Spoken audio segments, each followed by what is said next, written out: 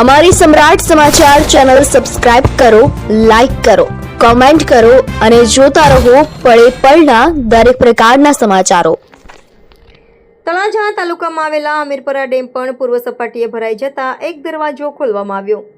ભાવનગર જિલ્લાના પાલિતાણા ખાતે આવેલા શેત્રુંજી ડેમ ચોથી વખત ઓવરફ્લો થયો છે અને આજે 59 દરવાજા 3 ફૂટ ખોલવામાં આવ્યા હતા અને અત્યારે હાલમાં લખાય છે ત્યારે 10 દરવાજા ખુલ્લા હોવાનું જાણવા મળ્યું હતું।